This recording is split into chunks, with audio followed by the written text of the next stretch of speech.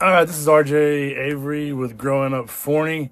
This is our second episode. It is going to be a lot different than the first episode because I interviewed a mayoral candidate. This is my friend Shelton Enlow. Shelton and I grew up in Forney, so he also grew up Forney. So that's kind of why I wanted to have him on, talk a little bit about maybe another perspective about Forney from where it was as a small town years ago, and now obviously it's growing and growing and growing. Like I said, I've known Shelton since what, fourth grade? Fifth grade. Fifth grade. Did you move to Forney in the fifth grade? I moved to Forney in the fourth grade. Okay, but we weren't in the same class. Yeah. We were in the but I same met class you in fifth grade. Mr. Brewer's class? Probably. We definitely had Mr. Yeah. Brewer together, where the red fern grows. Oh my God. That was Epic. that? Yeah. You remember when Mr. Brewer burned his face Yeah. with antifreeze? I do remember that. He was working on his car, I guess, and then I took the cap off for the day. Like, Yeah. I think even as a fifth grader, I was like, you're not supposed to do do that. that. Yeah, there's pressure. There's pressure in there. But he was an English major, so I guess Yeah. he wasn't Mr. McGee. He wasn't a shop guy. I recommended that book recently to someone else. Where the red fern grows? Yeah, I was like, have you ever read The Red Fern Grows? All right. Yeah. Those poor hound dogs.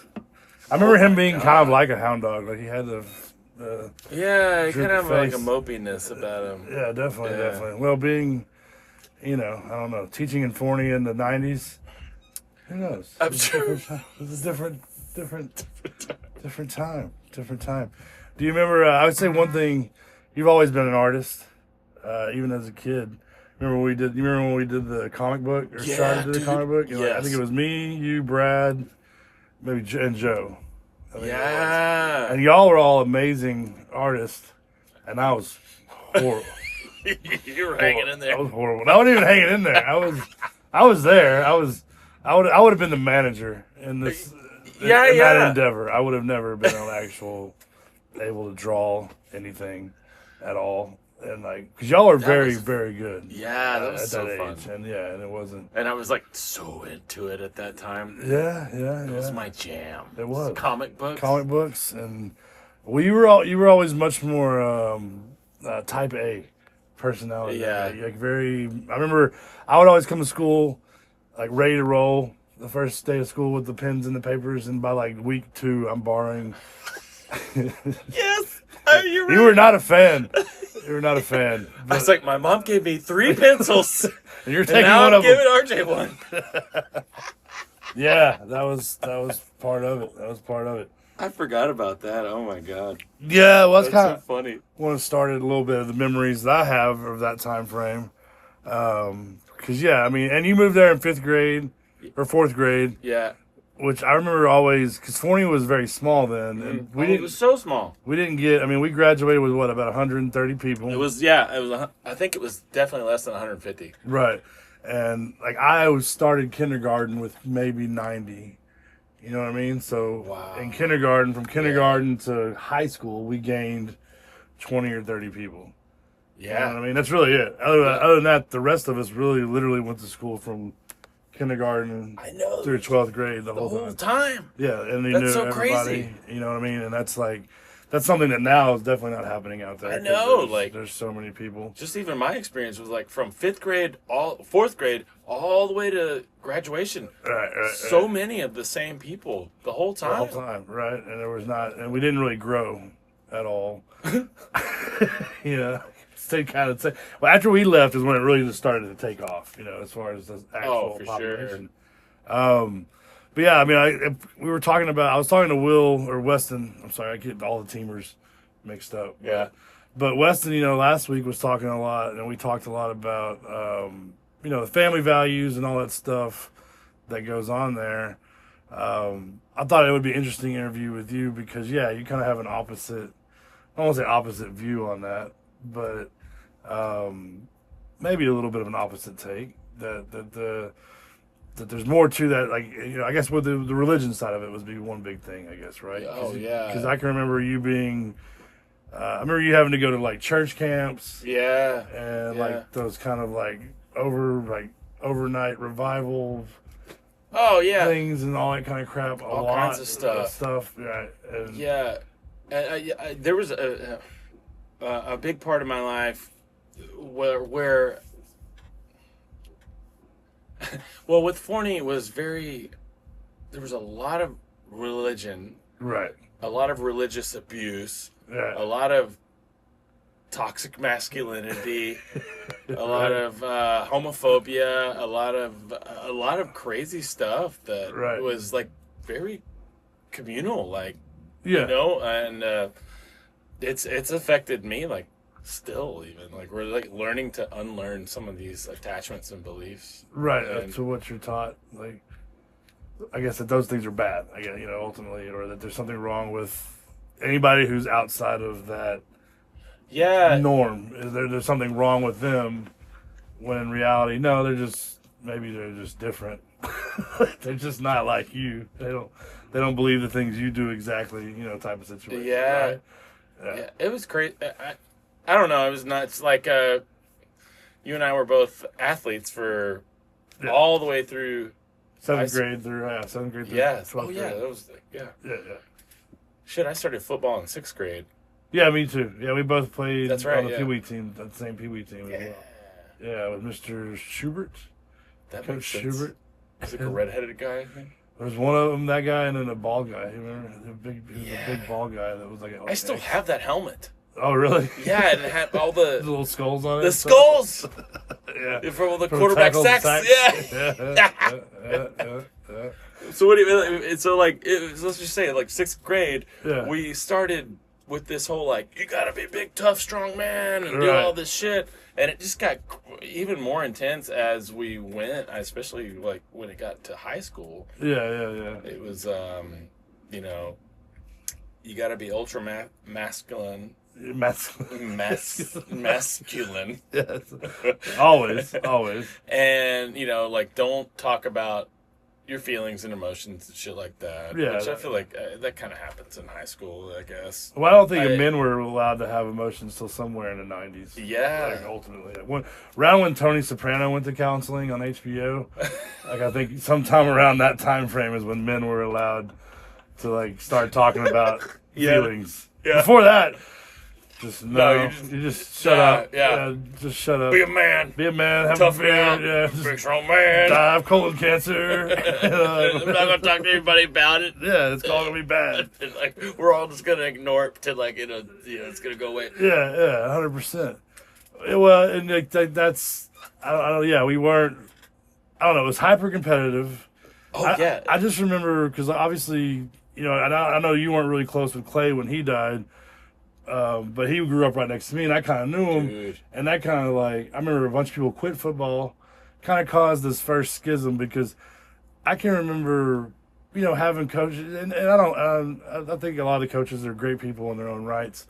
But I mean, I remember like being out there and the coaches would tell us like, you're better than the people in that schoolhouse. Do you remember those speeches at all? Shit. Yeah. Yeah, I do. You remember I those? completely forgot that though. Right. But yeah, oh my god. Like Right. you're out here being fucking badass and these motherfuckers go home after school. Yeah. Which is like I get the sentiment now, but like that's kind of manipulative at the time. Right. And I don't think, in their defense, I don't think they were trying to be manipulative as us. I just think they were being themselves. They were trying to motivate us in their own way. Yeah. And being attached to doing something outside of regular school is a good thing. But, and this has definitely evolved now, but band is a part of it. There's so many other parts of now, especially high school football, that make the whole thing run. I don't know how you probably have not gone back to a high school football game since high school, I would think. Or I think I went to one time, but it was at the new stadium. And Right. I was like, what is this like huge facility? This is Yeah. crazy. Well, and that's what I'm saying. Now you brought it in because now, like, you think on a Friday night, you have the sports teams, and you have the band, and you have all that stuff, and then you have like now all the RTVF people that are doing all the filming and like broadcasting these games. Oh, and what? so, like, Really? oh yeah. So it's like in just 20 years, these schools have expanded massively to where like a lot of people had, or you have a lot more options now. You know what I mean? Yeah. Whereas when we grew up, like if you didn't play football and or kind of meld into that crowd somehow, high school was going to be tough for you.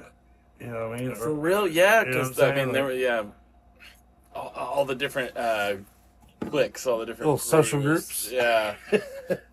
But man, I was hoping you would bring up Clay. Yeah. Because man, that was like a shared trauma that like so many like we all had. Yeah, I think everybody went through it, in their own right, and like that.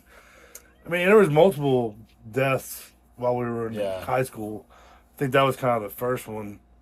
So like to set it up, man, like so his next door neighbor Clay Jones was a year older than us. Yeah. And so what were we? We were freshmen. Yeah, we were freshmen. We were freshmen. He was a sophomore. Also, I want to point out the first Playboy I ever saw was at Clay Jones's house, and it changed my life.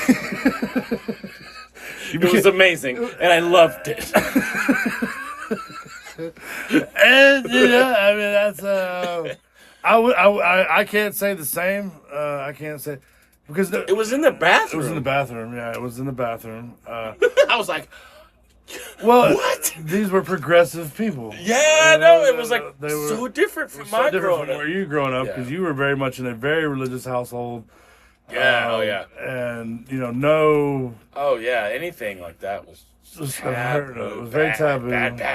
And Don't even. It was. I was taught like, if you even think about titties, yeah, like, just bad. You're going to hell. We're all screwed. Yeah, I mean, especially as teenage boys, you're just kind of done for. It was rough, but okay. So back to the story was, so Clay, we played football together. He was on the JV team.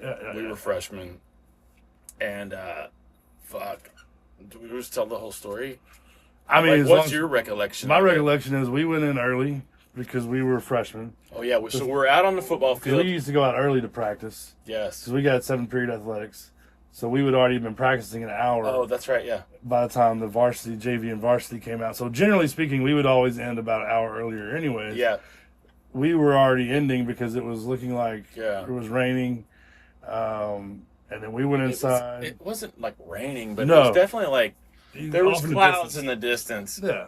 And a lot like this time of year when storms are forming out of nowhere. And it was like we had been practicing. The varsity comes out and is practicing. There's clouds in the distance. I remember it being pretty fucking hot. Yeah. And then the freshman team, we went in earlier, just like you said. They sent us in. We went in. We're in the locker room. Here's what I remember. We're in the locker room, taking showers. We're popping each other with towels, doing stupid shit that like high schoolers do in the locker room, I guess. Right. And we were just like grab-assing. Yeah, you gotta be careful. Gotta be careful. Y'all just in here grab-assing. You need to be fucking working out. Like, I don't know. That was what the coaches They would say some stuff like that. Yeah. So, but like, yeah, so then all of a sudden, here's what I remember is that super loud crash lightning. Yeah. Pow, pow, pow, to where like it shook the building. Yeah. And we were all like, oh shit. Yeah. And then we're like, oh, that was wacky. That was so wild. Loud. Yeah. And then start hearing all this commotion out in the field house, right outside of our locker room. Yeah. Start hearing all this craziness, voices and yelling and fucking. So we start going out there. Right. The varsity team is like running in the field house, like they're all like distraught. Yeah. Freaking out. Yeah. Yeah, and then there's this like really weird, long, slow realization of like what happened. Yeah. And so they're all freaking out. They're all like trying to, man, that was crazy. And we're all like, what happened? Yeah. And then I guess they start looking back and they see that like there's still some people still on the field. Yeah. And so what had happened was there was a lightning strike. It hit Clay Jones and killed him. I mean, not immediately. Well, from my understanding, that he was dead on the field. They revived him, and then That he was ultimately, on life support. then they took him into. He was at Baylor for like 2 or 3 days, and then basically, back then, had that happened now, they may have made the choice to keep him on life support because they have much better rehab potential these days. Really? Yeah, that's kind of the interesting part of it. But back then, they were just like, He's never going to come we out can of keep this. him alive, but we can keep him alive. That's all we can do. One of the things that I always kind of admired the Jones family for was pulling that cord. Yeah. Just because that was, I mean, as a parent myself now, I can't even imagine, God forbid, anything like that ever Jesus happened. Christ, I've been thinking. Yeah, I've been thinking about that too, man. Yeah. Like, How would you do that? But I mean, you got to think, if there's no hope that this person's ever going to be the same, I don't know. I mean, I'm in that boat where like we're here to live life, and not that people with disabilities and the people that they shouldn't have the opportunity to continue, but also like if you're really gonna be a vegetable, where you're gonna have somebody have to literally take care of you, you're not gonna be able to speak. mm-hmm. Like, what's the point here? The quality of life. What the quality of life is Yeah. gonna be poor. Its quality of life is now on your family is gonna be harder. You know what I'm saying? So they made a very tough decision. I guess roughly in that third day, Yeah. to pull the plug, and yeah, he passed, and that was definitely a shared trauma. All I remember taking away from it was the media. Like, I can remember helicopters being there that day, Yeah. like right away, and then it being on the news that night. Yeah. Which is obviously crazy because we were just We're all, Forney like, in like a little town or whatever. Little town, no one ever heard of Forney. Right. So, Right there at that point, I want to interject real quick. I remember seeing Clayberry out there, mm-hmm. and he was sobbing, Yeah. like freaking out. And I looked at him and I was like, it's okay to do that? Right. It's okay to do that? Like, right. I was like, I didn't think you were supposed to cry. And he was a grade older than me, so like I had so much admiration for him. Right. And I was like, oh, it's okay to cry like that in front of other dudes? Right, yeah. And I remember that's what I thought. And then it made me realize, oh shit, this is terrible. And it made me, and then I was like, this is bad. And I got sad from it. Yeah. That makes it was a weird. It was just a weird time. You know what I mean? It was such a wacky thing to happen. to navigate. Yeah, as a kid, and obviously out there we had there was other tragedies that I don't think we were necessarily as close to, with people that had died in car accidents and stuff happened. Aaron. Lambeth's girlfriend. Yeah. And he came to practice the next day. Okay. Okay, I'll just let everybody know. So there's this young lady that got in a car wreck and died. She was so super nice. I just remember her being nice. Yeah, Never talked to her. Yeah. Really, except for... She was a freshman, I think, when we were like seniors, probably, or Yeah. juniors. So anyway, and she was dating one of the guys on the football team. Yeah. It was a Friday night. She passed away. He came to football practice the next morning to watch film. Yeah. He showed up. Yeah. I was like, what are you doing here, dude? Yeah. Well, and I think that could kind of go back to that toxic masculinity thing. Yeah, you gotta be. You just gotta be tough and just gotta get through it and real. move on and not worry about it. Yeah, and don't show Don't any show any weakness, vulnerability. Oh yeah. Ugh. Yeah, it's not good because what it leads to is ultimately, just stuffing stuff down. What we saw, I think, a lot. I would say that there was at least multiple. I can think of 2 people off the top of my head. I wouldn't mention their names, but because of not being able to process Clay's death properly, and I guess myself to an extent, but not near as bad as a few people I know. I mean, their whole lives kind of just I wouldn't doubt it. fell apart. I mean, they a few of them quit football, didn't want to play anymore. Back then, drugs and alcohol, we were still in that mentality of like, just say no. Yes. You know what I mean? And like people weren't talking to their kids about drugs and alcohol. And I remember, and this when I went to college, they talked about this as part of the issue and why America has a large issue with substance abuse and addiction, because we tell kids, don't do this, bad, bad, bad. It's kind of like the same thing that religion and other things do with sex. Is they tell you that, like, these are horrible things, these are bad, don't do it, no, it's the devil, it's all these, whatever. Yes, there are bad things that can happen, but the reality is when you try it the first time, it's amazing. Like, oh wow, this is like one of the coolest things a human can do. Yeah. Well, especially with sex, yeah. But when it comes to drugs and alcohol, they're normally very effective at whatever drug you're using, or alcohol is obviously very effective with social lubricant and making people more confident. And helping people kind of break out of their insecurities and make them more social. Yeah. So you can remember that. And as a kid, you're told, oh, this is horrible.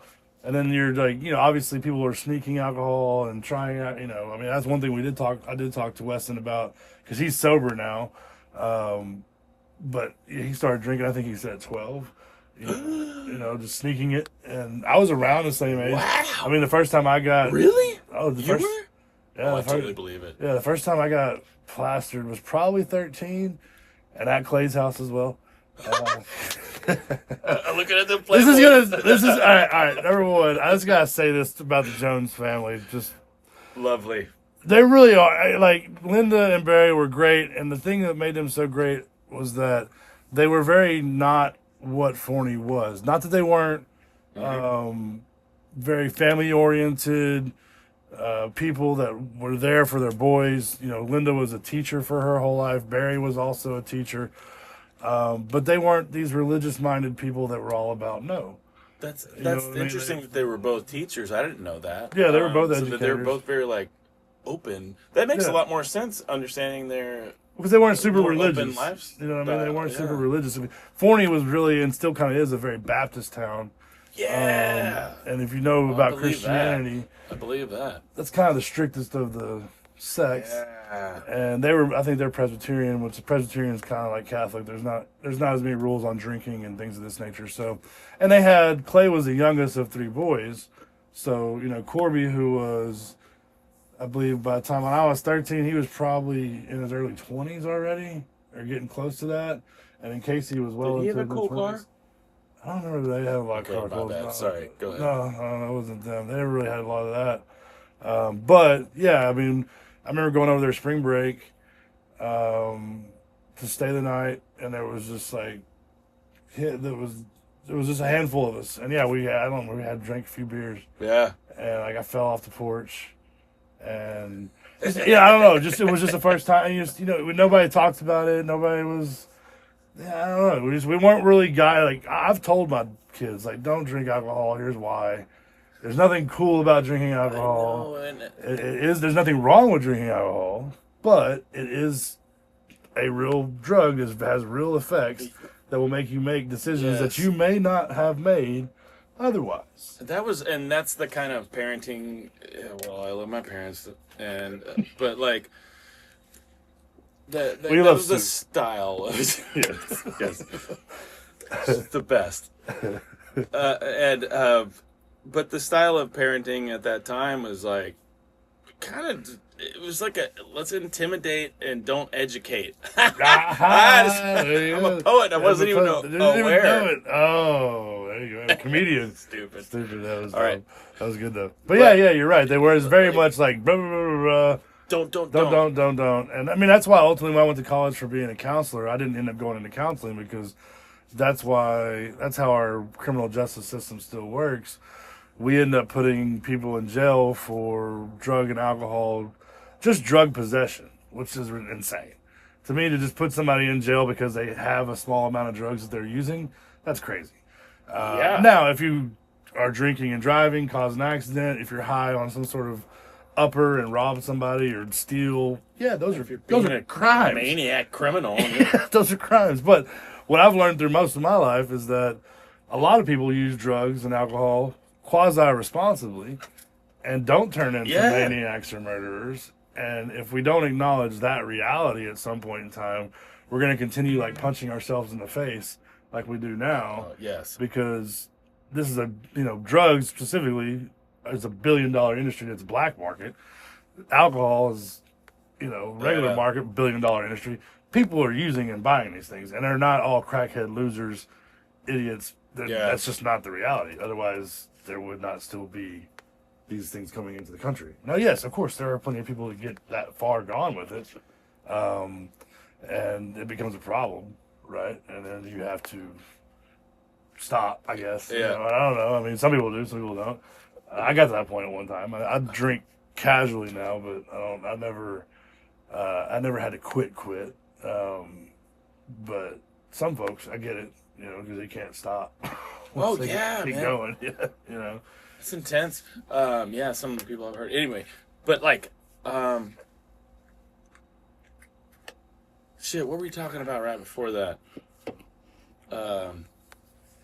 Which one? I mean, we're talking about it'd be the Joneses and Yeah, okay, so the Like, Joneses, and but being like, teachers oh and yeah, then and so you got fucked up at the Joneses' house. yeah. But if you had like parenting that was like, hey, like more awareness, like, Yeah. hey, if you drink like this is gonna happen. gonna This is happen. gonna happen. And like it was just like a mystery to me, and it was basically told. Well, to because me, you did, like, and I guess let me stop that there.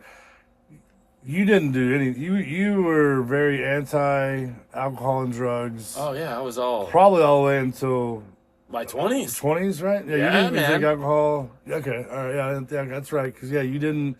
All right, yeah. Now that's I'm refreshing. Yeah. Yeah, because you didn't get into any of that. 'Cause basically, once Clay died, what happened for me was being attached to him kind of as a friend. Kind of as a friend. He took you to school that morning. Yeah, He I gave mean, you a ride to school. well, I mean, we were. I don't remember if that morning you did or not, but we were. Yeah, I lived 3 doors down from him. But at the end of the day, I was a year younger. I wasn't like really in a direct friend group.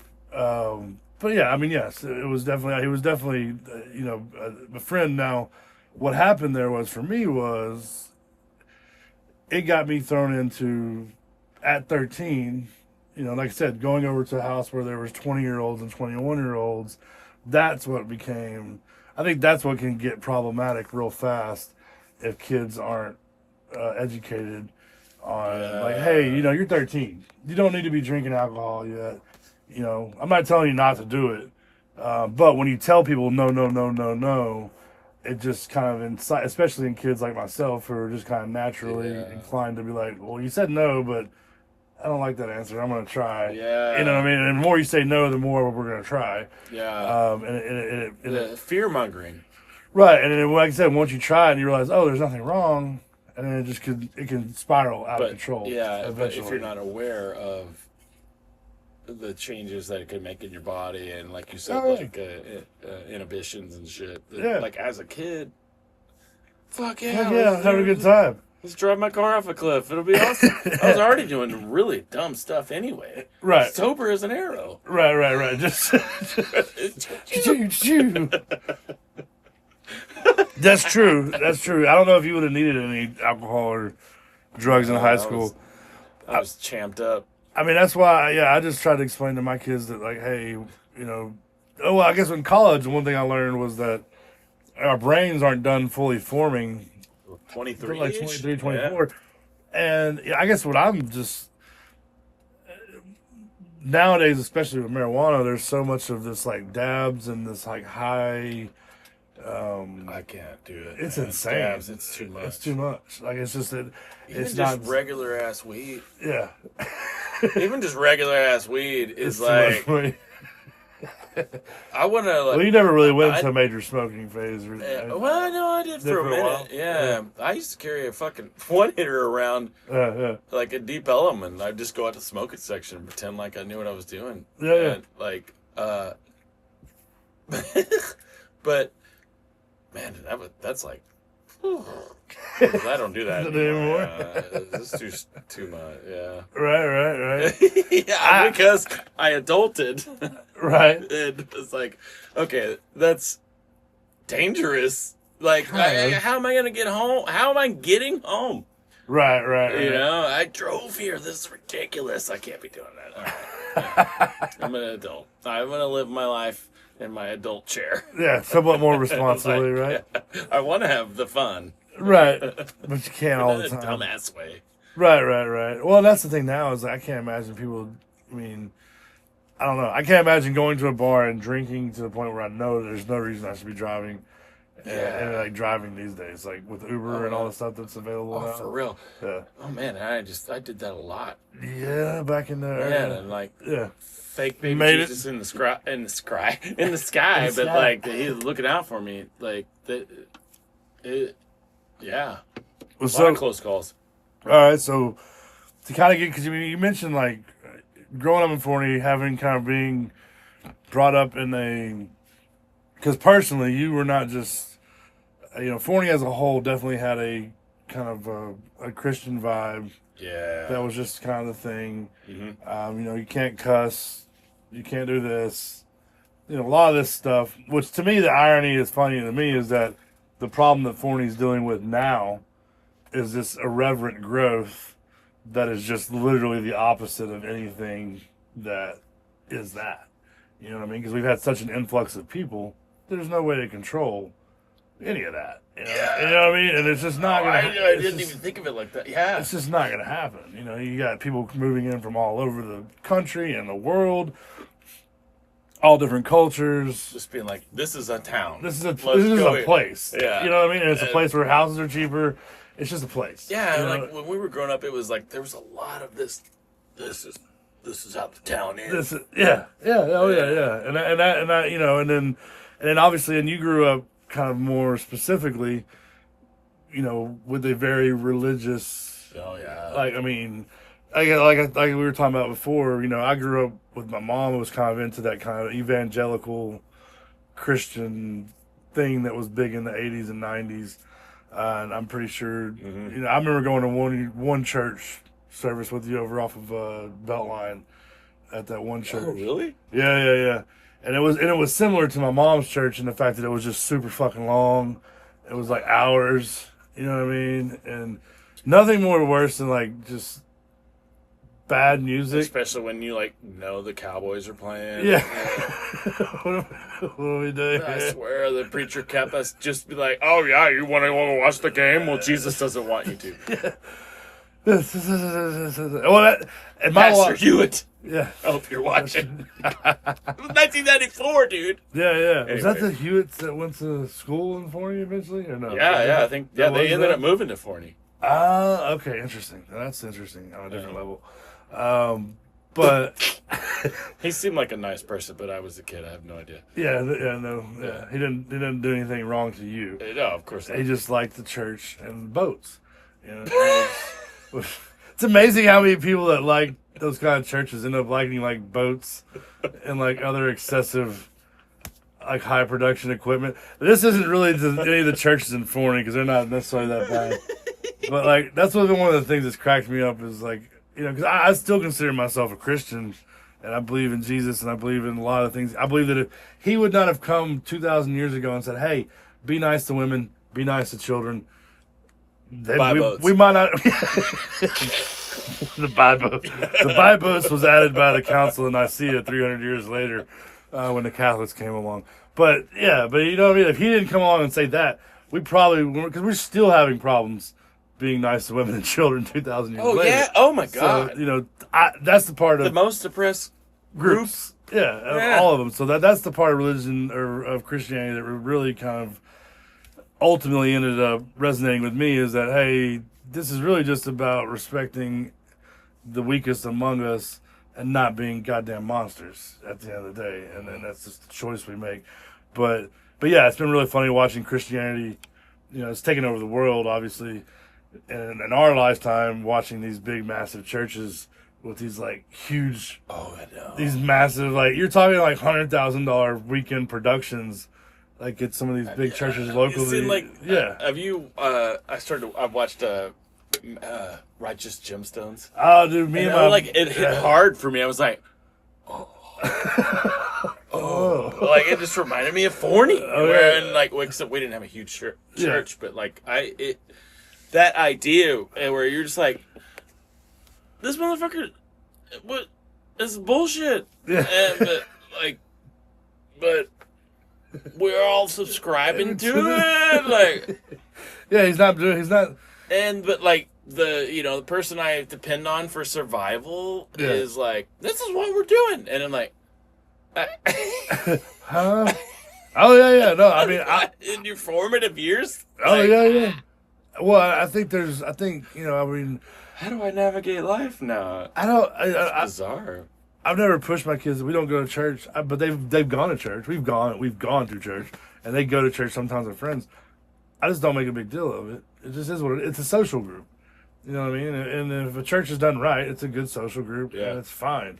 But there's nothing wrong with it, and it can do great things because if groups of people get together and they can really help people who need help. Oh, I love. There's nothing. I love the idea. That's the great part about what churches are supposed to do. I feel like it's very Zen Buddhism. A lot of Christianity is very much Buddhist. Yeah. Yeah. Well, there's that whole idea of like the missing. Jesus was a kid.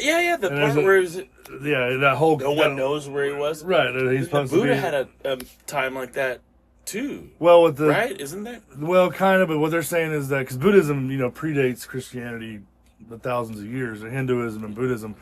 But what theory is that Christ was actually in those years was in the Far East and was learning Buddhism and when he came back, it's the jam. And when he came back to Roman society, Jesus' jam. Yeah, he just Jesus' jam. Well, he came back to Roman and just was, basically turning these Chinese and Buddhist principles into Aramaic and Roman things so that they get parables that the people around him could understand about, a lot of stuff. It is. It's all very Zen, and it's all, none of it was new. None of the stuff he said was really new. It just hadn't been given to that society yet. You know what I'm saying? And it is weird how it's rolled into, in its worst forms, in our current times, it's pastors with boats and building funds. You know what I mean? And it's all about the production. It's really about them as a pastor. It doesn't really have a lot to do. It sucks that it takes away, because Christianity has so many wonderful and beautiful ideas and involved in it.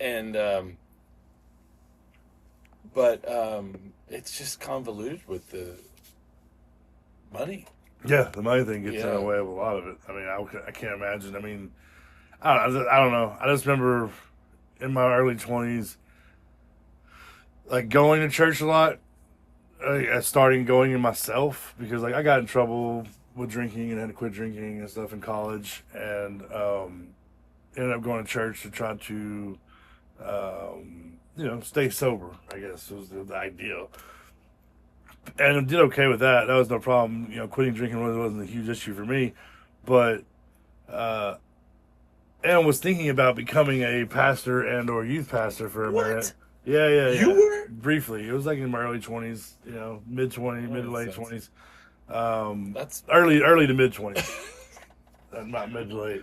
I mean, it was a small... I don't mean to discourage you, but like I'm so surprised to hear it. To hear that. Well, I don't, because we didn't. That was definitely a time frame where me and you weren't hanging out at all very often. We didn't even see each other every year like we do now.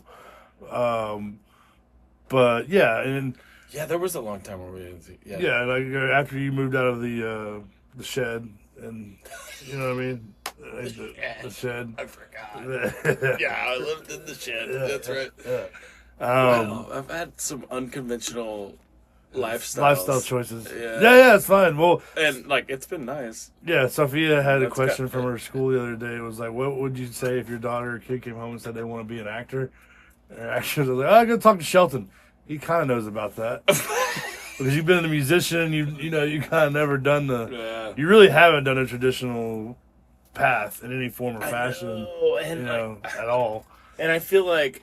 And you really did figure it out mostly on your own because you didn't really have a lot of guidance and people, telling you how to go about which ways to go and whatnot. Yeah. It was just like... A lot of people telling you, no, don't do that. A lot of, don't be quiet. A lot of be quiet, which is weird because I'm a musician and I want to be loud. Yeah. Oh, yeah. like, I want to be loud so bad. But I'm like, But you can't. hey, Hey, shut pipe up. down. Be a man. Be a man. Be quiet. That was a it was big. Definitely a big part of it. Yeah, for sure. Pipe down, be a man. Where were we just? Okay. I got kind of off track too, a little bit, just because we were talking about. We were just on something. Yeah, and I derailed it by saying Sophia asked about being an actor. Oh, yeah. An actress. But something in the shed. Oh yeah, okay. So I've had an unconventional yeah, life. but in that time frame, in that like late early 20s, I was going to this one church. The one church I went to a lot where I liked the preachers. My mom's church, she had found one finally that wasn't like a cult, and or too big of a cult. Oh, thank you. Yeah, like, and why is that where everybody goes? well, and this guy, it's called Spring Creek. It's still there. I don't know if he still preaches. The guy Keith, personally, but he was just real good at like taking Bible stuff and then using popular culture to kind of make an actual message. Oh, that's great. That's all you. That's it. That's the idea. That's the idea. Like, hey, take these ancient truths that are about humanity. That's what the Bible is. It's a thing about archetypes of people. There's only 12 kinds of people. There's only, there's variations of these 12 kinds of people, and that's it. And then to the extent, and all these different stories. And unfortunately, so many people are like, that story, we need to repeat that story. Like, no. That was a horrible story. Yeah. There was things in that. So he did that. So anyways, for about 2 years, I was involved, a year and a half. And ultimately, what I ended up coming away from it is I remember being hanging out with 2 or 3 of these leaders in the youth ministry. Yeah. And I said youth ministry. Okay, sorry. That's some baggage there. Yeah. Youth ministry. Yeah. Go ahead. Go ahead. But they were just talking shit about the kids, which I get it. If you got 1 or 2 that are like a little bit weird or something, you can make some. I get it, maybe. But like just in general, and then like being nice. You know what I mean? I saw the same kind of stuff that you see everywhere, and I just remember in the back of my mind, I was like, okay, why would I stop hanging out with the friends I like hanging out with to hang out with these people? These dipshits. You know what I mean? Yeah. And like I just need to not have as many drinks. And yeah, you know what I mean, and control myself. But these people aren't the way necessarily. Neither they're doing the same thing, as well as. I mean, I really took it seriously. It was like I can't imagine getting on stage and speaking for God, like that is kind of what ultimately was like. I'm not gonna do that. Like I can't do that. Like I don't understand. That's insane. You know what I mean? And I'm not saying that people who do that. I don't think that every pastor or preacher who goes up on that stage really thinks they're preaching for God. But there's some that fucking do. You know what I mean? And that's scary. That's where it gets weird. That's where it gets strange. And as myself, same reason I kind of didn't go into counseling. I just didn't have enough experience. I was 23, 24. What do I know about anything to be teaching anybody how to live life? I'm still trying to figure it out. And I don't know. So I just decided I can't go into ministry, and then thankfully didn't. I'm so glad you did. Yeah. Because man, okay, so growing up with RJ, so let's just say like when we were in 5th grade, just middle school, all the shit. Fuck it. He was such like the asshole, like class clown. Every teacher hated you. Most of them, yeah. Like where there's like, RJ, go to the corner. Like go to your spot where you're in the discipline area. Like it was, it was crazy. It was bad. And looking back at the time, I was like, RJ needs to get his shit together and be a more Christian boy. And but looking back at it now, I'm like, pioneer, dude. Like, fucking, like, dude, fuck these people. Like, come on. You're like early punk. You're like punk kid. I never got that bad. I was always real good at pushing it right till I was going to get in trouble. So and then pull it right back to like, okay, I'm not going to detention. Because I wasn't one of the kids. You would do that. You know what I mean? Because there was other kids who ended up actually in the detention centers. Yeah. I did not ever. You would just be like, yeah. And pull back. Dude. Yeah, that was fun. I don't know if I learned that or if it just came from it. Question for you, interviewer. Okay. Who is the teacher that you tormented the most? Oh, probably Miss Jones. Me and Brad were in that class. Or Miss I wasn't in that. It was Escobar. Miss Escobar, I was in that it was one. actually Escobar. Where she was like, it wasn't me that got her the worst. You remember that Mexican kid that was in there? That one? Were you in my class? You weren't. Yeah, I was in my class. Yeah, because I was like in trouble grade. all the time. Yeah, she did not like. She would just send you out in the hallway. I don't know what the deal was with her. She did not. She had the longest ass of anybody. Oh yeah, she wore the '80s pants. Remember that? I forgot. How does that work? Like that was just. And any like, come on, '80s. Those the '80s pants aren't. It's a choice. I still don't. They come back. They kind of came back a couple of years ago. Yeah. Well, and Miss Escobar was the one who tried to get me put on Ritalin, because she called my parents in. Yeah. What? Yeah. Oh yeah. She called. She wanted to tell my parents that I had ADHD. What? And that I needed to be put on, medication possibly. Like she's able to identify those things. What? Well, I don't think that she necessarily. No, of course not. They wouldn't. They would have. Yeah. She suggested I go see a counselor. With that was basically the implication is what I was told. Okay. Obviously, my parents weren't doing that. I mean, I never had to be put on Ritalin. God, I would have been like grounded and shit. Yeah, and I didn't really get in a lot of trouble for that one because I don't know. My parents were good about reading between the lines. Because with some teachers, there is real disciplinary problems, but some teachers, and I've seen this with my own daughter in her school that some teachers just don't like certain people and they use that power. And it's not the majority of them. I don't think I think it's definitely a minority of them. But there are those teachers that they figure out they don't like a kid for whatever reason, and they're just gonna make it hard on them. And they'll try to guise it under is, I just see so much more potential in you, and you're not living up to you know what I mean? They sell it into that, guys. Which I get it. In some cases, that may be the case, but that's not. I don't think that's really always a true thing. Like Miss Esco, I don't know what her.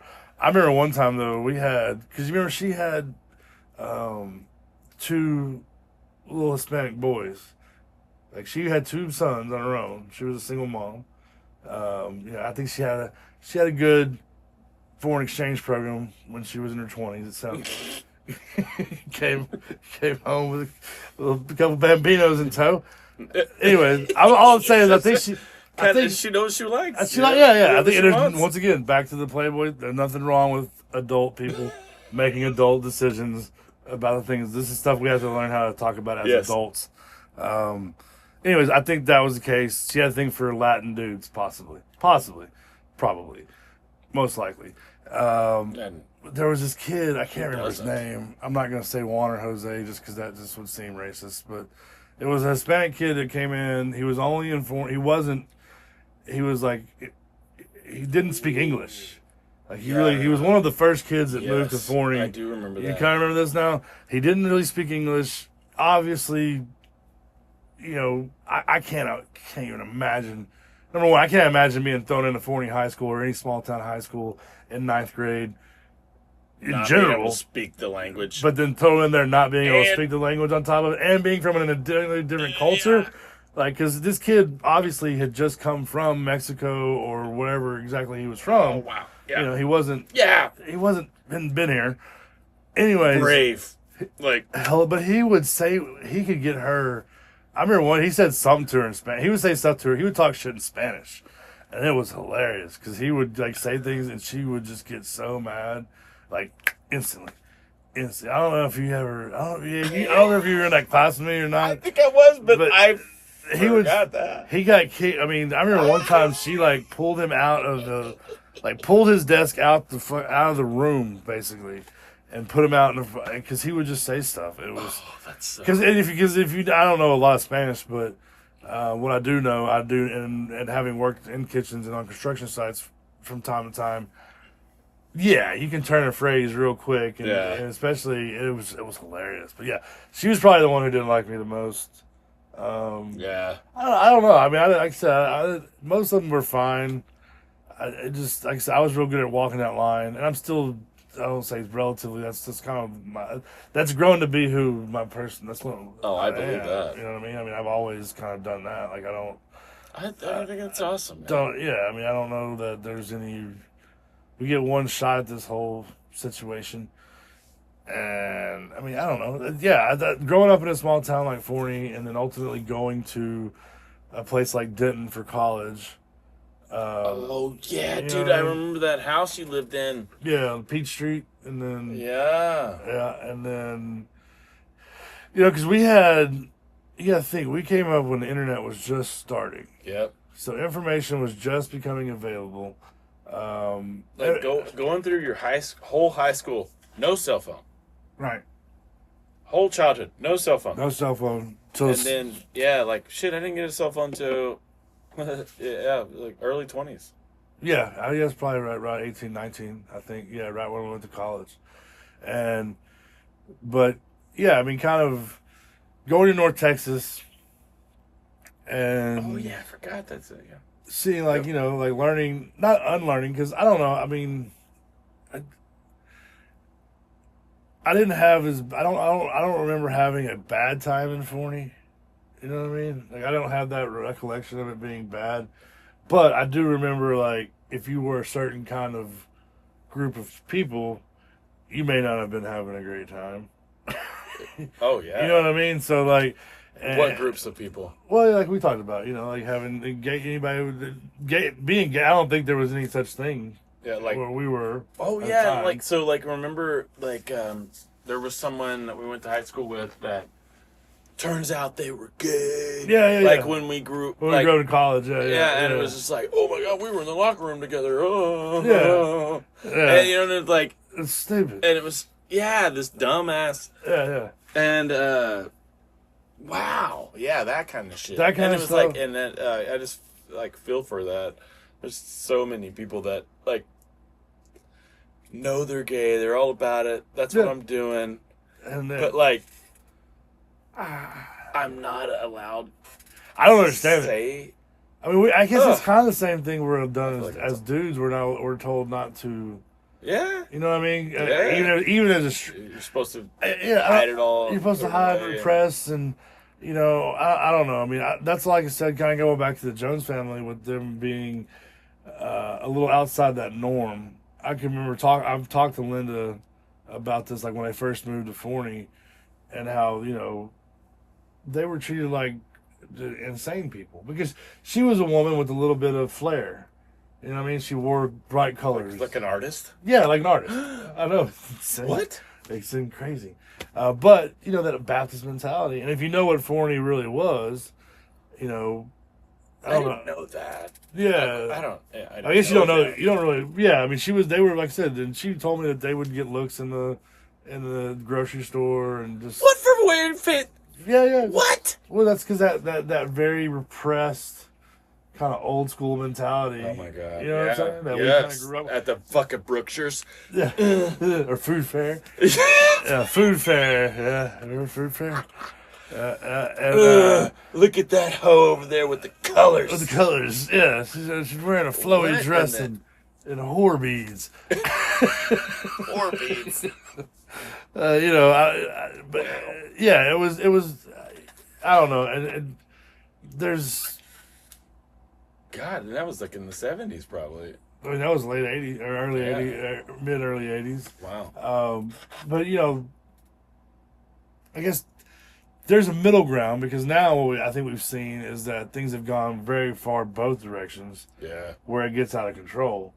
Where, you know, like you have, that's what's scary to me is like, you know, we stumbled upon, and my first Playboy magazine that I saw was not at the Joneses' house, I think I was like 5, probably the first time I saw Whoa. pornography, which is not That's good. so young to see that. Right, which is not I feel like that's bad. That's bad. Bad. Yeah, that's That's bad. like, because you're just like, what is this? What? Well, you don't even know, and like the memories, what's going on in this? Like, is and that? I don't That's even. so confusing. Right, and I don't Oof. know. I think that led to a lot of what issues I had as a child, because you don't know what that is. Finding a Playboy when you're 12 to 15 Kind of makes a little more sense. a little more sense, because I mean, let's be real, Playboy. At least you're getting boners at already, that- yeah, and you're already started, and not even understanding what a boner is. that was the weirdest one, right? Yeah. The important. What do you do with this? I like how I'm just saying boner. Yeah. Anyway, What do you do with it? Yeah. not understanding what an erection is as a 5-year-old Yeah. is Yeah. that, and then seeing an erection has got to be like, what the fuck? Okay. Oh yeah. Well, What's happened? What's wrong with that penis? what all it boils down to is just bad, kind of bad parenting. Like people not paying attention. I'm not saying my parents were Hide the bad, Playboys, man. but hide it. You know what I mean? And I don't. Well, but okay. Here's the difference: is Playboy. It was, just it wasn't like distasteful. Does that make sense? Yes. Like the first magazines I saw was not Playboy. Oh man, I love the old 70s ones and Like the this- 80s ones where it was like, It's just it's a woman. just like, look at this beautiful woman. Right. And Badass. that's it. It wasn't about I mean, obviously they're being sexualized, but it wasn't really not. It's really not pornography. It's really not.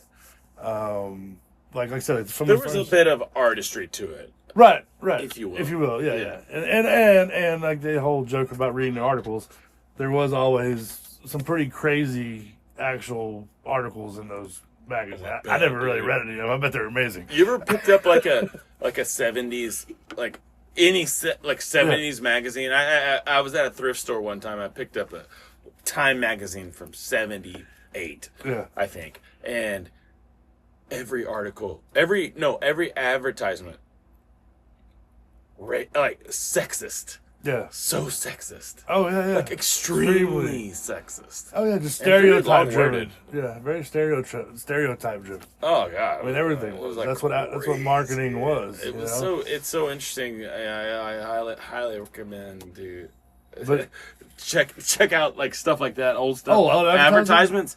Oh You're yeah. like, whoa, you can kind of dial into What the mindset what the culture was. Yeah. Yeah, I mean that was the mindset. Is the mom Yeah. stays home, takes care of the kids. Oh yeah. And this is Just weird this stuff is like just that. the way. And it's not a bad idea. It really just kind of depends on how your family dynamics work out. There's amazing families that pulled it off and do it great, and then there's other families who just didn't. You know what I mean? Yeah. Like it just didn't turn out the right way for whatever reason. Like they get too hung up on religion or or craziness like that. or anti-sex, hiding sex, Hiding not sex. educating. Yeah. That's the thing too, man. It's like something so important like sex. You need to tell people. Tell these kids straight up, straightforward. Hey, this is how it works. This is what there's the fucking. It's so much responsibility. Like all the things. Just let them know, and then be like, it's also badass. Yeah, it's also great, and you have to learn And how that's to do it. with great respansibility. Yes, well, yeah. With great power comes great responsibility. Yeah. Well, and I don't know. That's kind of because I've lived my life in a way that I didn't understand. I didn't understand what reproductive cycles. Nobody taught me about a female cycle. I mean, until I was already a fucking dad. You know what I mean? So like, Wow, yeah. none of these things are really taught unless you go find. Now, obviously, this information is everywhere. Yeah. We had to go search for information. Now, and that's kind of what I was getting back to is a little bit of the scary part. Is like, we stumbled or not. Like I said, the stuff I saw when I was really young was like at a cousin's house and not good. Not good at all. Yeah. But stumbling upon Playboys at around 13 to 15, 16 years old it's kind of like age appropriate. Yeah. It is what it is. Age appropriate ish. Ish. I mean, at least the exposure. Right. And you're starting to actually kind of have those thoughts. The same thing as, even being sexually active, like 16, 17, 18. If you're with someone who's your age, all this stuff. Yeah. What's the problem? As long as everybody's being safe and honest. The whole repressing it situation is what leads to, I think, so many whoopsie daisies where exactly babies are had when they're 14, 15, 16 years old. Yeah. Because you're not educating at all, and people get in the heat of the moment. And unfortunately, which is worse things happen too. But you're just gonna 2 kids. give that responsibility to a teenager. Yeah. Man, you have a hard time making decisions like that as an adult. Right. Yeah. Anyway, I was having a tough time last week making a decision. Yeah. Man. This afternoon. But yeah, 100%. And it's just, to me, just the more we educate, the better things we'll get. The more we're at least able to have conversations and not be scared of them or nervous about them or whatever. That's uncomfortable conversations are okay. Yeah. You don't have to be scared of it. Yeah, nobody's gonna get hurt. You're with people you trust or whatever. You're safe. Yeah, and you should be able to have those. And that's what at least that's what I'm trying to do with the kiddos I'm having, is just with the niñas. Because there's so much crap these days. You don't know what is gonna happen. I just want you to call me and run it by me so I can say, no, that's complete bullshit. Yeah. Don't buy into that. It's just like if my kids started going to a church where they started to hit him with that real heavy, hey, you got to give your life to Jesus, or else this, that, and the other. And no. You need to focus on being a good person, helping others, doing all that. But going down to an altar call on a fucking Tuesday night because the guy gave a good speech, that doesn't, dude. That's all about that guy. You remember that kind of crap? Oh, yeah, my whole life. Yeah, every weekend. I'm talking little. Oh, yeah. I'm like, man, they're giving this emotional speech, and the guy's playing the piano. Oh, yeah. In the background, and it's just like... You're just pulling on everything. And you're like, I'm already a Christian, and I want to go up front and be like, I'm sorry, man. Fucking please accept me. That's how we get the free pizza. Yeah, fuck, man. Oh, God. It was tough. All right, I got it. What is, something... I feel like growing up in Forney had a lot of nostalgia at the time. What year was... When we met, what year was that? 4th, 5th grade? 99, so 90... Graduated in 99. I guess. No, maybe before that, 90... 92, maybe? 92, I'd be 12. So... I'll have to go back and look at my yearbooks. Yeah. I think I have one from 1991. Look. Yeah, I saw the high school one down there. I brought it. I brought the yearbook. Here's our 1999 yearbook. Oddly, the cover is Joe Parker. The amazing, incredible person and wonderful artist, obviously. I mean, matte pencils. Matte Pencil City. Wait, look at this. Matte Pencil City. That's all we did, matte pencils. Yeah, that's it. Save the best for last. Remember all the writing in there? Oh, yeah. Stay cool. I was going to say, if I could find yours, that'd be great. I wonder if you okay, you might have to edit some of this out. Oh, I'm sure. Okay, I got... I don't think I'm going Emily Asbill. Yep, nice lettering. Nice. Tiffany Brummett? Tiffany Holman? Yeah. She married, she ended up married. Michelle Dunn? Dana McKee, I remember her. Oh, yeah, she still lives in Forney. Oh, really? Uh-huh, yeah. Ooh, Michael Tudor.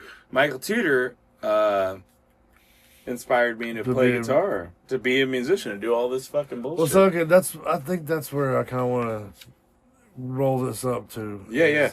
Is that was one of the things that I definitely admired about you growing up, was that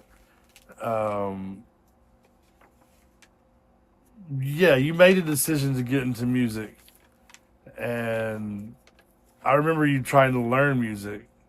I mean, so like now I've been dabbling in stand up comedy, right, for about 5 or 7 years, Yeah. and it's very embarrassing. Oh, You know, yeah. I mean, wouldn't doubt it. It's hella embarrassing if you just going on stage and trying. And I just remember, being. I remember when you were in your Hetfield stage. Oddly enough, I was listening to Metallica today. Yeah. But you know what I'm talking about, right? When you were first starting off and you were a very big Metallica fan. Oh my God, yeah. But you just learned and, stuck to learning and continuing to learn. And it was what you wanted to do. And you never, I don't know, you never gave up and never stopped. Even to this day, obviously we're recording this in your studio. Yeah. And not doing music. I don't think doing music because you're looking to be famous or be. Obviously, I think you would like to make a living doing music, like most musicians would do. And you've tried. Well, and I think arguably you kind of do, right? I mean, yeah, I know. Yeah, I mean, you worked for a long time for Home Depot, and got set up there probably, but now you do gigs and. I do gigs and I'm in between, but but it's very feasible for me to make money. Yeah. Just doing music, and it's crazy to look back and think, oh, I can do that. Can't do that. That's that wasn't given us to us as an option growing up out of high school. Like, it was just these crazy things like, oh, there's no way you could do that. You're never gonna be able to make it. And it is. I mean, obviously, the craziest thing is there's people that make a ton of money that are, like just being like. Had it been an option as 7th to 8th graders instead of football, and it's something that we would have taken seriously. You know what I mean? Being like a studio musician, and how many of these kids go on to be great studio musicians. That's a good point. And they make hella great money, have a great career, and it's because I was they do this great stuff in music. That's such a good point. Yeah. I was so, and when I was in high school, I wanted to play guitar. Yeah. I already wanted to, yeah. but I didn't but also, I wasn't even really allowed to listen to fucking music. Right, that's true. And that wasn't Christian or cunt. I didn't mean to say country. Christian or oldies. That's all I was allowed. I wasn't even allowed to watch The Simpsons. No, you lived in a very very clean house. Oh yeah! Oh my God! Inspiring. I don't know how she. I've always thought Gary. I feel like Gary was a CIA assassin at some point. I feel like he or a serial killer. I'm not sure. What's the difference?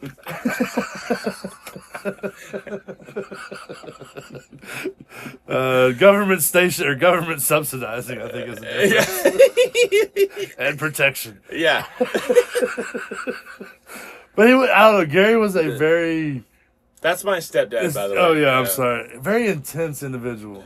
Especially back then. Now he's like so cool. Is he more different? Yeah, oh my God, he's so cool. That's great. That's good. That's like finally. Well, it's nice to see that he lightened up. Yeah, FYI, that's the spoiler. Now he's okay. He's a good dude. He's cool. He was an asshole. Yeah, and I don't really think he was a serial killer. He just had like a very intense vibe. Always wanted things certain way, clean. And my parents were like that to an extent too. And I get it. As growing up, I've always fought against that, illogically. Yeah. Because it makes more sense to be organized. And it's only caused problems for me when I haven't been organized. So I get, like, it's not like it's just when you've grown up with someone who is so that way. Yeah. You know what I mean? It just kind of drives you a little bit, pushes you to be like, I can't keep it all straight all the time. And, it sounds like good thing is that he's lightened up in his age. Oh, yeah, it's been nice. Yeah. He's cool. Yeah, I really like him. Yeah. But, shit, what was I saying? Fucking... comparing something to something, music to. Oh shit! I think I might have lost it. I don't remember. You were talking about basically not being able to watch The Simpsons, not being able to listen to any kind of music, but basically oldies. Yeah, but like And- you were comparing it. Oh yeah, so I remember. I got it. So your point to say that like I was so concentrated on football Right. and athletics, Right. and I really thought I had a chance at being a professional athlete. Okay, yeah, great. Yeah. Right? Yeah, So yeah. but I wanted to be a musician. I wanted to play music, but it was, like not cool to be in the band. Remember? Yeah. It was not cool to be in the band. Yeah. I could have learned so much being in the band. Oh, yeah. So, and then now realizing like, oh, dude, there's a possibility for me, and like I have in the past, like, to make a living just being a musician. Yeah.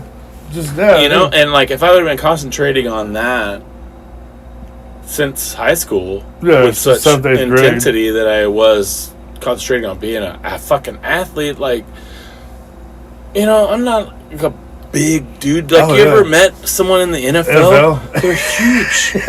Those are big people. Yeah, that's what. They're like giants. That's why I've made jokes about it. I haven't got the exact bit down, but the concept being that like, I grew up and basically when I started smoking pot, that I remember I got hit. Basically being told I grew up in a small town and I played football and like I could be a contender, and I'm glad I started smoking pot because like it made me realize a little more and think a little bit more. Yeah. Where if I would have just been a drinker and just drank alcohol and been like one of those kind of jocks that did that thing and like listened to the coaches, oh my God. I could have maybe gone to a Division III school and got CTE and maybe have been a high school football coach. With nothing wrong with that. Yeah. I just don't think that would have been actually the path for me to be content eventually, just because. That's interesting. You know what I mean? Yeah. Like because they build you in this idea that you can go play sports, and nobody really ever gassed me up to the point of saying that I could play any of these things. I mean, if I would have kept up, maybe, but even. No, but that's the reality. Even if I would have been the best me I could have been at football, same thing as you.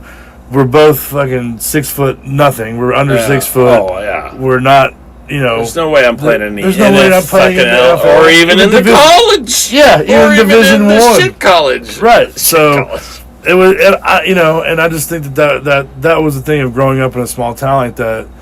They gave you these illusions. They gave you these illusions that there was just one way to the situation. If you try hard enough, you're better than all those people in the school. Yeah, you can do better, and it's just not. I mean, there's nothing wrong with, I guess, that to an extent, but in its worst cases, it does lead to negativity and people actually buying into that mentality and delusion of actually getting into it, where it's just like, nah. I mean, because you can do other stuff.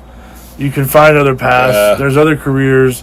Number one, and that's the biggest thing I'm trying to get through to my kids that are, especially MES in high school now and graduating this year, is like, they say this is like the best time of your life. No, if high school is the best time of your life, you're a loser. You know what I mean? Like, if that was the best time of your life, no, because this isn't, and this is that kind of like Romeo and Juliet is Shakespearean bullshit. Disney is nonsense, and it is a path to unhappiness. For sure. And getting into bad patterns for yourself, and maybe not necessarily. I don't know. Like I said, delusions, taking things the wrong way. That's not good. Not being able to be honest about different stuff, and whatever. Yeah, especially like we're like in your formative years, like getting introduced to all this. This is how it is. Yeah, and there's not an exact thing. Well, I guess one thing you posted on Facebook a while back, and this is I guess we'll probably close it kind of with this. We're a little over an hour. With mental health awareness. Oh yeah, I guess is the best thing. I'm very much an advocate for that because it sounds like being, I would say, a friend, acquaintance, like I said, we don't hang out every day, and we haven't done that for years. Yeah. But when was, I guess you attempted suicide about 10 years ago? 10 years ago. 10 years ago. It was just recently, 10-year ago anniversary. Yeah, that was, yeah. And do you think, I guess, in your mind, what I'm hearing you say is, because before that 10 years, you had never gone to any sort of counseling. Oh, no. Other than Christian, maybe. Yeah. Or through your church. Yeah. I'm guessing. You had never gone to any sort of actual... That's correct. ...outside doctors or help or anything like that, right? Yeah. Because there was so much shame around anything like that. Right, of actually doing it. I got lucky and had to go to counseling in my early 20s, and it just... just talking to somebody about stuff is the best thing you can do. Oh, for sure. Especially if you're someone who's asked questions and is curious and just like, what is and intelligent. And somewhat intelligent. Critical thinking. Yeah, I mean, none of us are geniuses, but I do think we have brains. I do think I can ask a question that doesn't make sense. Yeah. Can you please explain it? And if you can't explain it and you get mad, something's wrong. I think that's always been a thing. Oh, you know what I mean? Like when you ask people. So I don't know, without being too dark, what was going on in your life at that time 10 years ago that's different than now? Does that make sense? Is that a bad, hard question? Or, no. Man, I was just... I was dating someone. It was a very toxic relationship. All right. And that was just what was really triggering it. Okay. I already had a lot of depression and anxiety and stuff already. And... but yeah, we. You were probably just self-medicating that with drinking and. Yeah, and this the person I was dating was able to kind of push my buttons in a way, Right. So that's it was a two-way street, It wasn't, right. It wasn't I'm not all, trying to say like it was all that person. Yeah, it was like it normally is in toxic relationships. It was a lot. It's very rarely back and forth, and because there's so many situations within that relationship and that night that I regret, and we've all been there.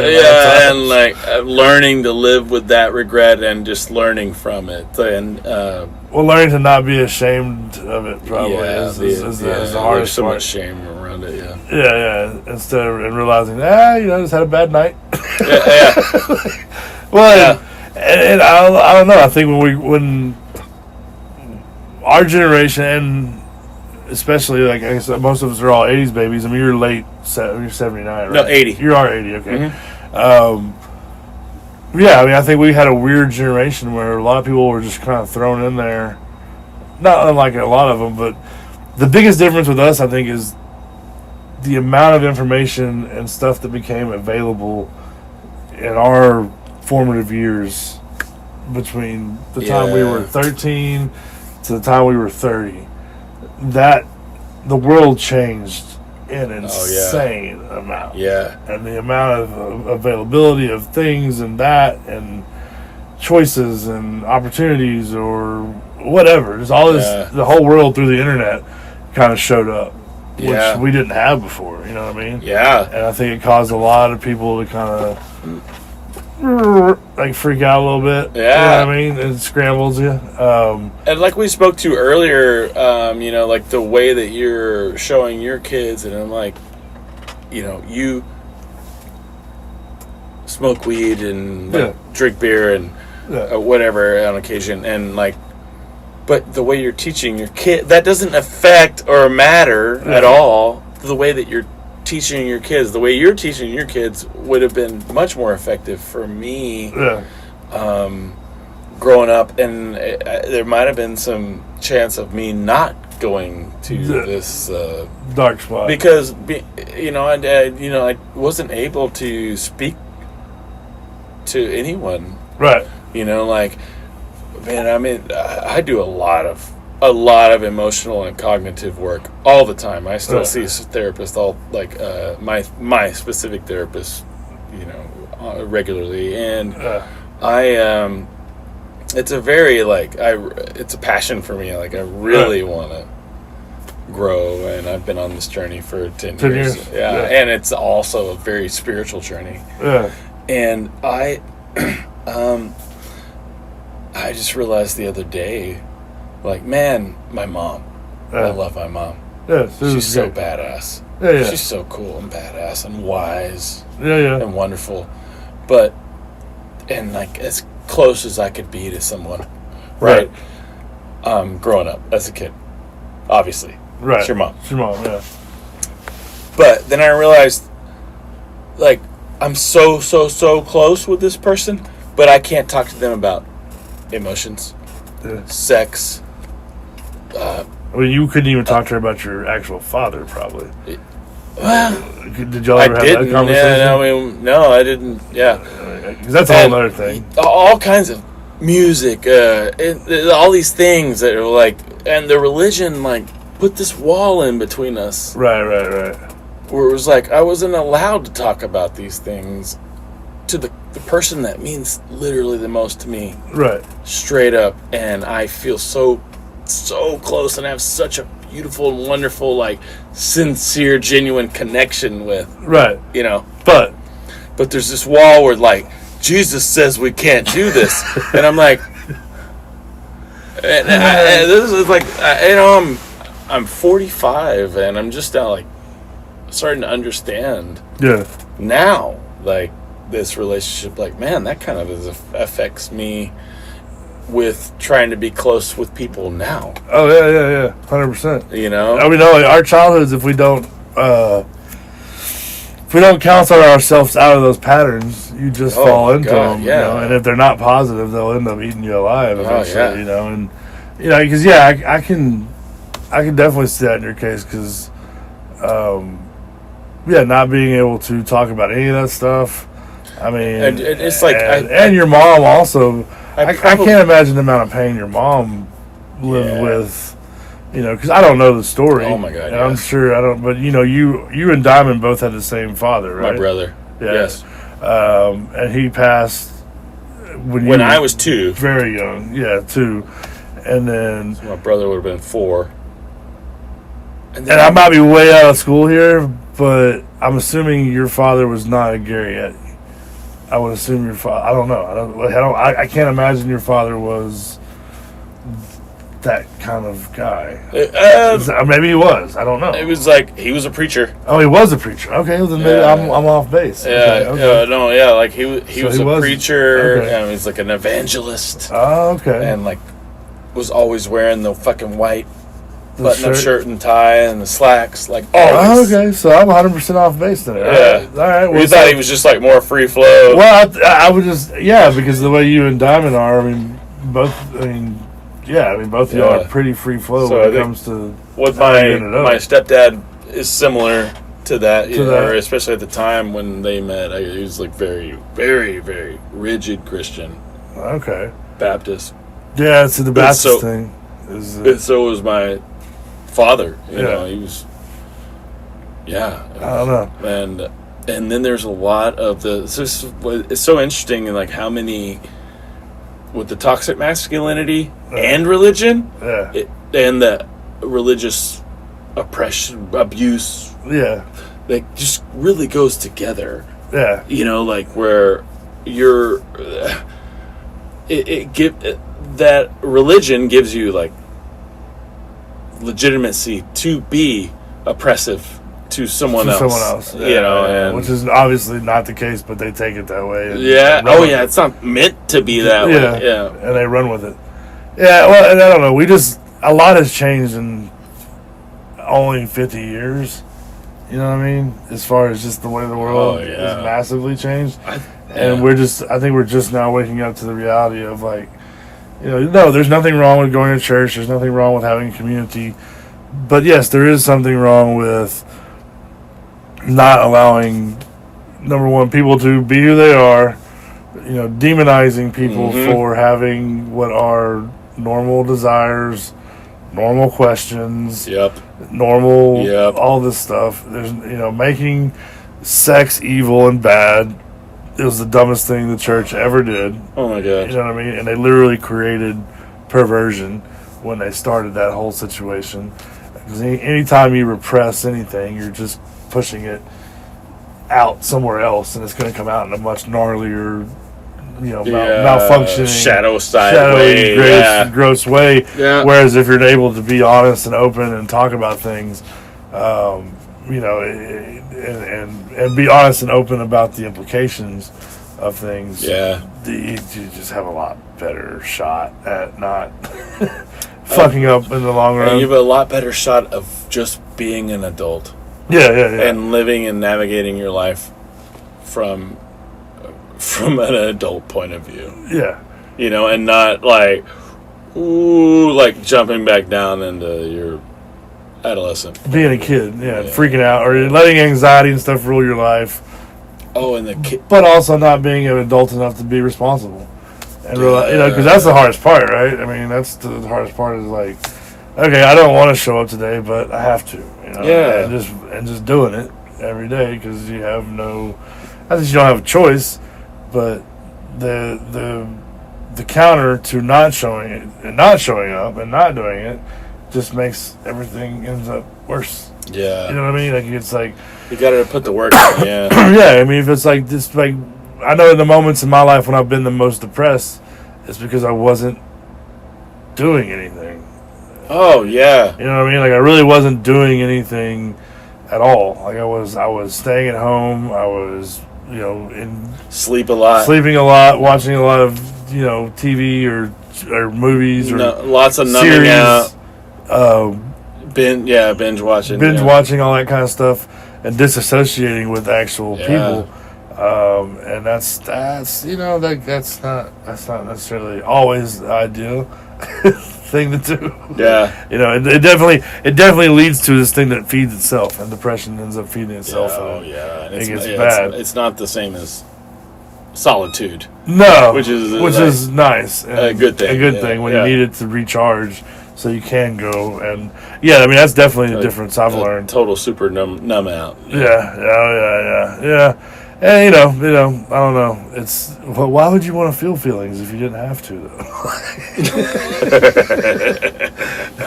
But I don't know. I think I would want to. Yeah, I don't know. It's the cool thing about me to becoming an adult is like figuring out what pisses you off, learning how to control it, and then learning how to either avoid it or just learning how to just let it roll off your back, not to get upset about it anymore. Because it's that whole idea of like he who angers you controls you. Mm-hmm. So yes, these things out there, whatever it is, if you let them anger you, well, now you're no longer in control of your ship. Yeah, you're letting this other thing or this other person or this other whatever fuck up your day. And it may not, there's nothing you can do about it anyways. And the more you get upset, and the more you get angry, things just go off the fucking thing. Exactly. It's all about how you react. Like you have a choice to react. You can't just always. One of the things that helps me is if I react negatively to this situation, this is not going to be good for me. Right. It's not going to be good for my friends or my partner or whoever I'm with. Right. I need to respect them and respect myself. Right. Just because I'm triggered. Yeah. For whatever reason. I'm angry. I'm frustrated. You get to decide, and you can always be like, hold up. I'm going to set a 5-minute timer on my phone. 5-minute timer on my phone. When I go outside, I'll be right back. Yeah. Let me process something real quick. Yeah, let me take a second, and then you come back and you just operate as an adult, like we were saying. Just.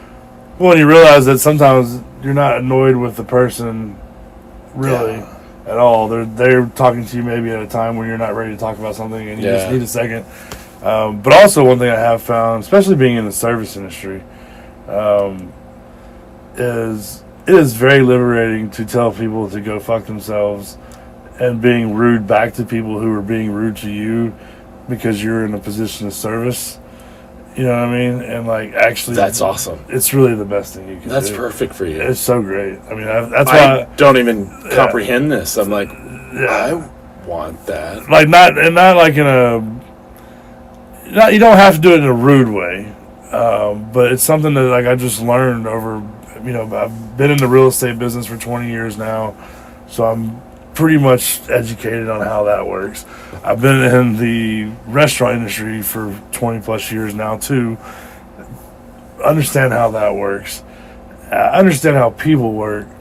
And yeah, at this point, if someone comes at you with that negativity and trying to bring you into it, being able to see it and then counteract it in the moment is so much fun. Yes. And not letting them not letting them run you up the thing and get you all, realizing what they're doing and seeing it. I remember like, all right, ho. I got you. Yeah. It's like, I remember the first time I kind of started learning this was when I was working at Papacito's, right before Emmy was born. No, I worked at the one in Richardson. That's where I met Emmy's mom. But I'm trying to not make it do that. We'll end on this one because that's where we're almost at. We're way higher, longer than I wanted to go. Yeah. But yeah, I met her mom there, and there was this waitress that was real good. Because that's one thing about the service industry. Some of the most amazing people end up in the service industry because it really is the best place you can make the most money in the least amount of time. Yeah. As opposed to even being a teacher. I mean, there's so many people who come back into it because they go to a corporate job. And if you work at a good restaurant or a good place that's actually busy, you can make good money in a short amount of time and whatever. And especially if you're good with people. And anyways, this one waitress, she's the one who taught me the queso trick, which was like when you go up to the table, like, how y'all doing today? Can I get y'all some drinks? Would y'all like some queso? Would you like to order some queso? And if you nod while you're doing it, like 95% of the time they'll say yes. Whoa! It worked. It worked. Y'all want some? Wow! There's so many of these like stupid psychological things that you don't want to think work because you want to think we're smart humans, not big monkey. We're big monkey. Oh, man. So many times. Man. And but anyways, another one she was. Hey, you want to go back to my house? It's great. It's great. Same kind of thing probably could work out for you if you tried it in the right place. But I just remember, because back then, and I've tried to explain this to Emmy, because people are much nicer now to servers to an extent than they were back then. You would have people come in who were obviously in a bad mood. Yeah. And I just remember the first, this one guy, I don't know if I was just in an extra goofy mood or whatever, but he was pissed.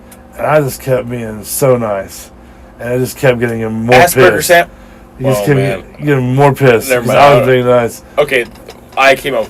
Me and Dale, my friend, we came up with this thing called Asperger sandwich. You give somebody the Asperger sandwich.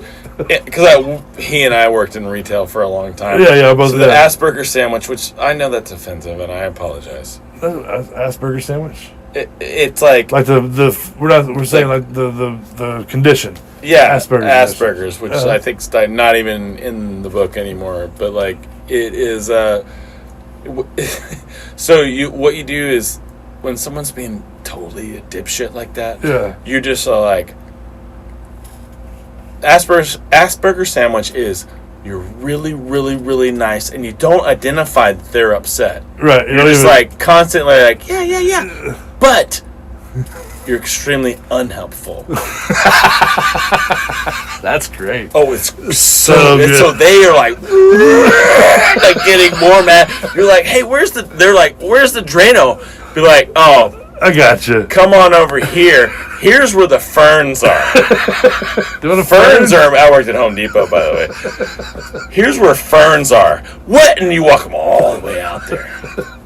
And they're like, what? I want a Drano. Oh, what? Oh, but no, you want a fern. It's a beautiful fern. Look at this thing. Just fuck with them. They're assholes. Yeah, I don't know. You have to mess with them. You have to. I just don't. I've never understood.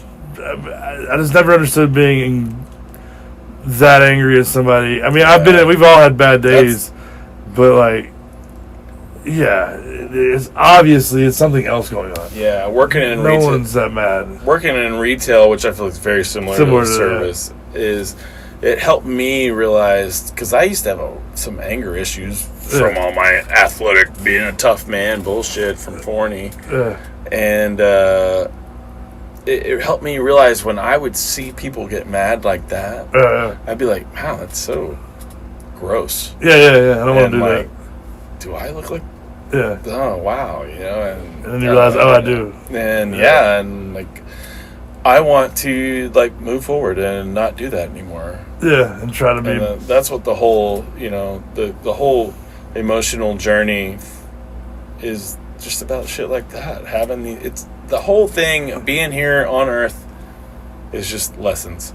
Yeah. It's like every situation you run into, it's like the universe, God, just teaching you, Jesus, whatever, is saying, hey, here. Yeah. Especially if you decide, I'm gonna go. Okay, everybody, if you decide you want to go on a spiritual journey ever, the first thing that's gonna happen to you is some bullshit. Some bullshit. Like the universe could be like, oh cool, you want to go on a spiritual journey? You ready to make change? Here's some fresh bullshit. Yeah. Your cat dies. You're fucking fucking car broke down. Like all this shit. Oh yeah. If you want to start being a better person, the world Here will we go. test you. Test right away. But it's a good journey because I just can't. It's the only way to go. I've been around so many people that you just, and I love people who live in a very negative space, and I believe, I believe that it's, I think I was very fortunate to have loving parents, and even though mistakes were made, amends were made as well. And I know people that hasn't been the case for, and yeah, man, it's just sad. It's hard to. And being in comedy too, and meeting so many people in comedy, because it attracts so many people like this as well, that they don't think highly of themselves.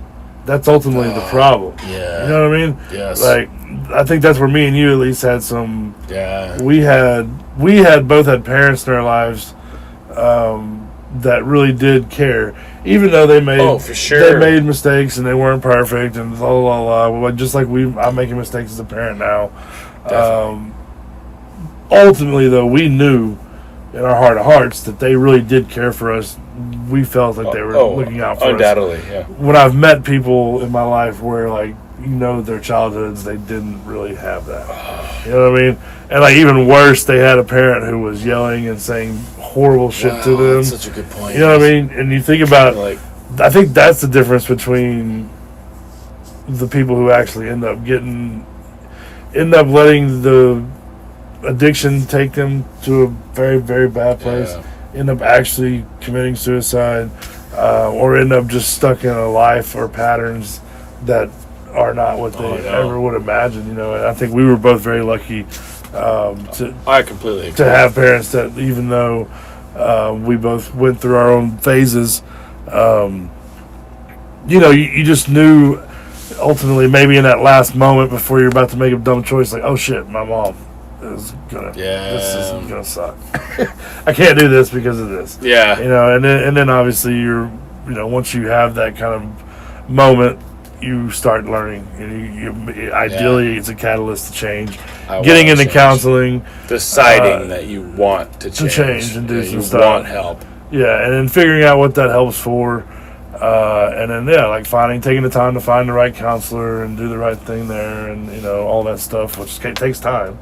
You're not gonna jive with the first person you meet normally. Speaking of which, did you?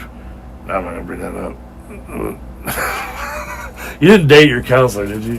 Oh man. Or did you? No, she was just a counselor. Yeah. Okay. No way. No. I didn't know. Too. I mean, it was definitely professional. What? Okay, well, because I met not obviously your current girlfriend, but the one before. I met y'all out. I don't know if I was there the night y'all met. At Granada. Okay, right? I was there. You're like, this guy's a cool guy. I don't know what I did. I feel like she kind of had a therapist-y vibe. I thought she was there. She wasn't a therapist. No. So that made that all up in my head. Okay. Yeah. I thought definitely no. I thought for some reason she was a therapist or something. Yeah, that makes sense. I don't know. That makes sense. But okay, but yeah, she definitely had that kind of like, you know. Hey, how are you feeling? Like what? And why do you feel that way? Yeah. She kind of had that vibe. But anyways, I'm glad you found a good therapist and you're not dating her. That's good. That's a plus.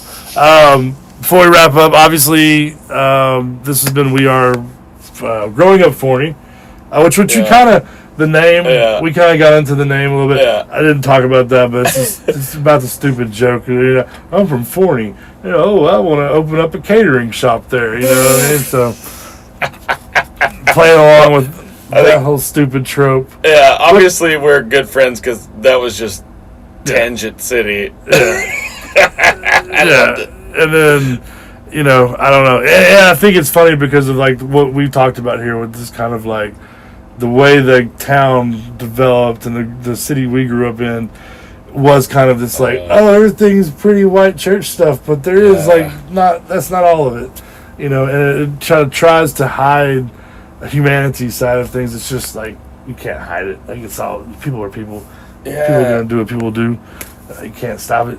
Never going to be able to try. The best thing to do is talk about it, be honest about it, and take care of your children.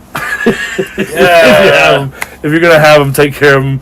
Figure out how not to have them if you just want to be playing. You know what I mean? I don't know. Yes. So, you currently are doing music and stuff. Do you have like a Instagram or any of that? I'm in one band. It's called Wells Machine. And we got some shows coming up. We're working on some recordings. So you can find that on Instagram and stuff. And then I'm looking forward to putting out some solo acoustic stuff. And, all right. So just Shelton Enlow on Instagram. Is that it? Yeah. Shelton Enlow. Yeah. ENLOW, like Sweet and Low. I thought you'd like that. That's pretty decent. And I'm RJ Avery. Obviously, you can find me. I do real estate here in Forney. Feel free to reach out if you have any questions about that, or if you have any topics you want to talk about, or if you are in Forney, grew up in Forney, happy to have you come on and talk about that yourself. Trying to do one or two of these a month starting off now. And if you have an interesting perspective or something you want to talk about, just shoot me a message. So thank you very much. Thank you. All right. And that was scene. That was an hour and 45. That was a long time. Yeah. Like, we fucking went off.